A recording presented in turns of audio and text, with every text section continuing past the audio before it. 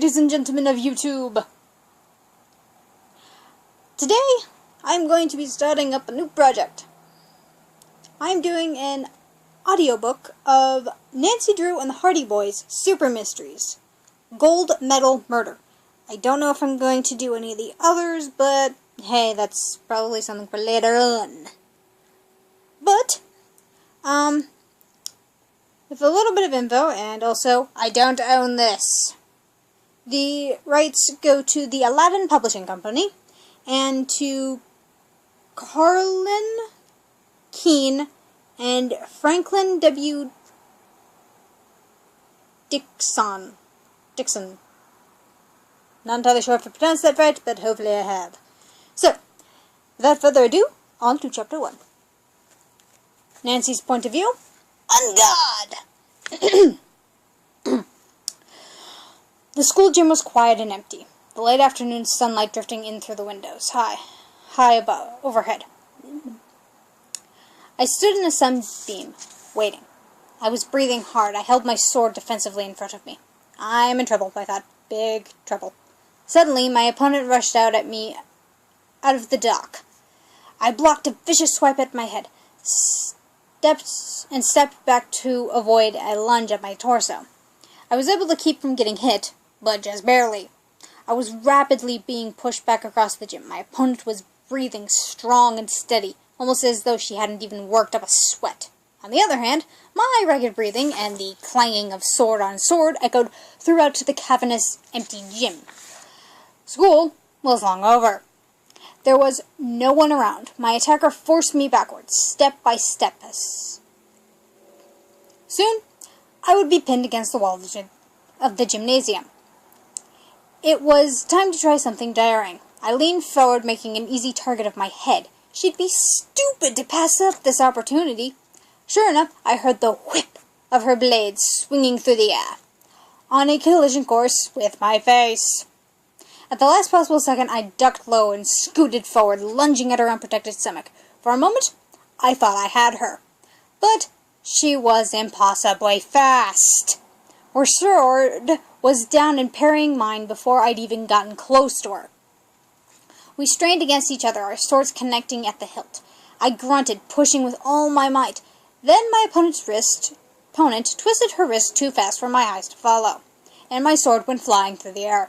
Half a second later, I felt the point of her blade at my neck. "Yield!" she yelled. Applause drifted in from the open gymnasium door, where the figures of Georgia Fawn, I don't know, and Bess Marvin, my two best friends, had appeared. "Well done, Lexi!" Bess yelled. I grabbed my throat and made a thick choking noise. I fell to the ground, shuddered a few times, and then lay still, pretending to be dead. My opponent lowered her blade and executed a short bow. "You're as good an actor as you are a fencer, Nance," yelled Georgia. Lexi Adams, my opponent's classmate and one of the world's best female fencers, removed her mask, her curly red hair tumbling free, wildly framing her heart-shaped face. "Hey now," she said. "She's getting a lot better." She reached down and helped me up. It was hard to feel bad about losing to Lexi. She wasn't just the star of the River Heights High fencing team. She was the youngest woman on the American Olympic fencing team. She was a world record holder at the age of 9. I'd been getting lessons from her all year. I didn't think I'd be joining her on the Olympic team anytime soon, but you never know what sort of skills would come in handy when working on a case. Plus, it was a pretty good workout. "That was great!" Bess came running over. With her love of fashion and her model gorgeous good looks, Bess was the last girl you'd expect to find hanging out in the school gym. But she and her cousin Georgia were both avid exercisers, although Georgia preferred hiking outside to being in the gym. But they could agree on one thing: rock climbing, which is where the pair had just been before wandering in at the end of our fencing match. I could tell by the chalk on their hands, and the special climbing shoes they both carried. River Heights High had an indoor climbing wall, and they both made pretty good use of it. Of course, Bess worked out while wearing a matching pink headband, wristband, and sweat socks, which coordinated perfectly with her lemon yellow terry cloth short shorts. She looked like a model from one of those chic athletic wear catalogs. Georgia, on the other hand, was favoring her usual many pocketed cargo shorts. I never knew what kind of gadgets she had on her, but they often came in handy when I was working on a case. Georgia's tech savvy was unparalleled. So, are you nervous about the Olympics? Georgia asked Lexi. The LA blog sphere is really blowing up about it. From one of her pockets, Georgia pulled out her cell phone. In terms of abilities, it was somewhere between a smart computer and a video editing studio. It made me feel like I'm still typing out Morse code. Look, she said, someone posted your River City High yearbook photo today. What? Lexi said. Ugh, my hair was terrible in that photo. The price of stardom, said Bess. Besides, you always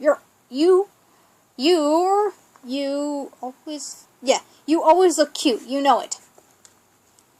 Even though I've never been to LA, I'm excited. The Olympics are happening there this year, said Lexi. Makes me feel like I've gotten a hometown advantage. Plus, Plus, it means I can keep practicing here right up until the games start. Which makes my dad happier. Lexi's father was also her fencing coach, and he was notoriously protective of her, like a stage mom, with a sword. You're gonna love it, I told Lexi. It's a really fun city. I don't know how much I'll get to see of it, she replied. I mean, there are the Olympics to think about. Olympics, said Lexi. Think about the fashion. You've got to hit rodeo while you're out there.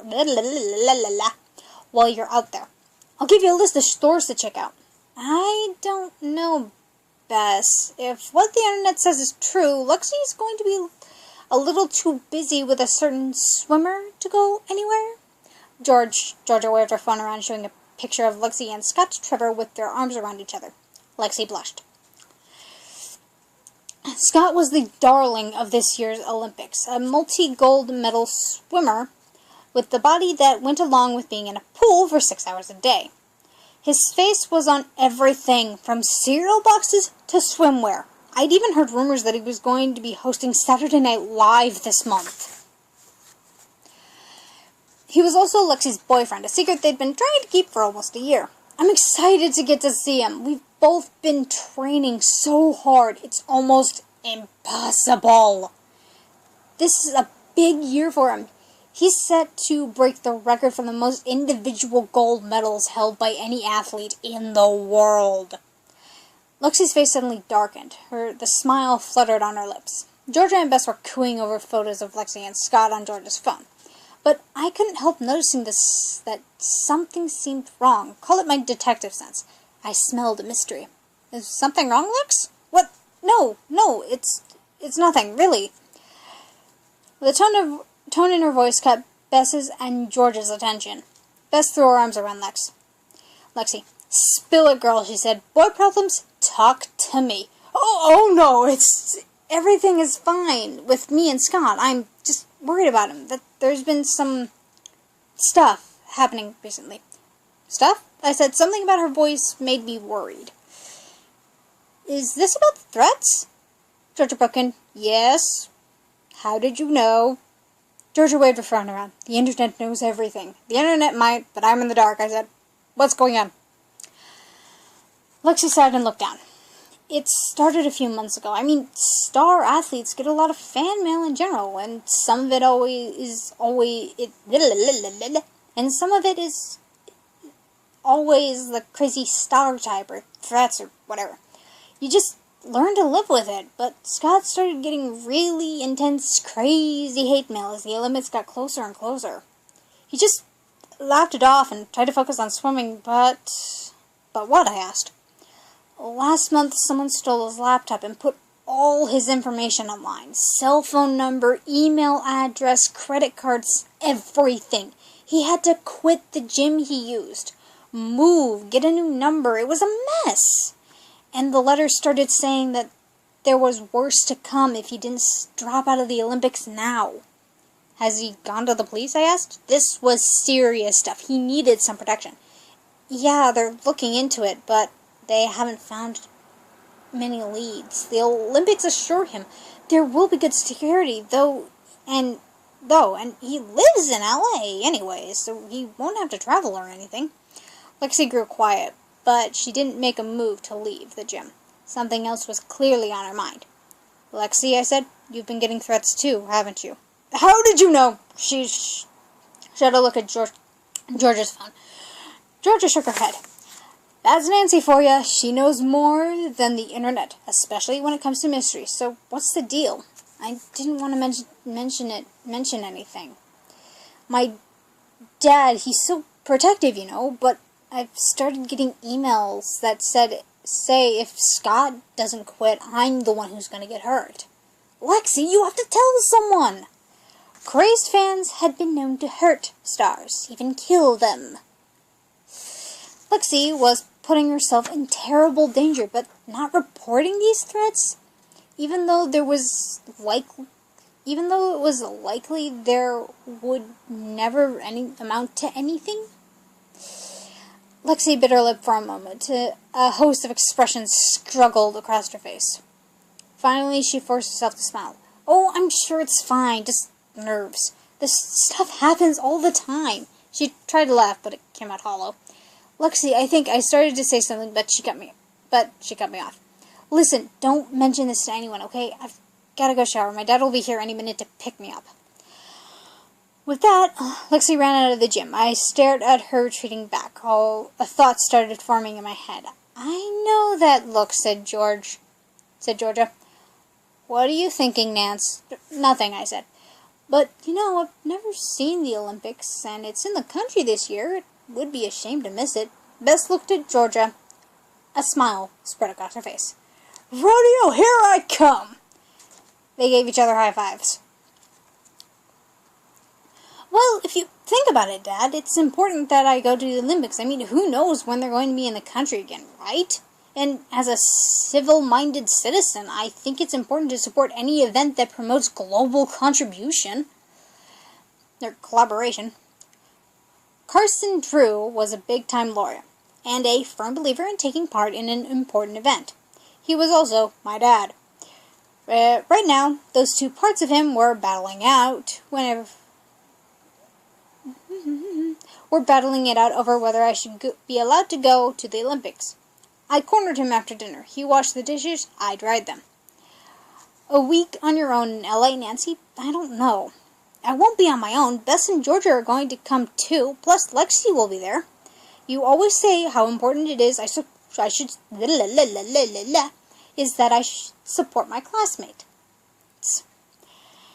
I was pulling out all the stops on this one. Something told me that Lexi is going to need my help, even if she wasn't able to ask for it yet. Of course, I wasn't going to mention that to Dad. All right, Dad threw up his soapy hands. You can go. Thanks, Dad. I gave him a big hug. I hated hiding anything from him, but this was important. I knew it. Just be careful with whatever case it is you're working on. I expect a full briefing and daily check-in calls, you hear? I laughed. Of course Dad wasn't fooled, but he was letting me go, and that's all that mattered. And that was Chapter 1 of Nancy Drew and the Hardy Boys' Gold Medal Murder. I know I stumbled a lot. So I apologize for that and for the sudden random thing of repeating the last word I said 5 times. Again, I'm sorry. That's a habit that I tend to do when I'm trying to read something. But anyways, so yeah, this was the first video. And thus, I will continue with this. For a while, I just say expect updates every now and then. Just every now and then. I'm not going to do this in one long shot and try and edit it, because that's not going to happen. So, this chapter has been dealt with.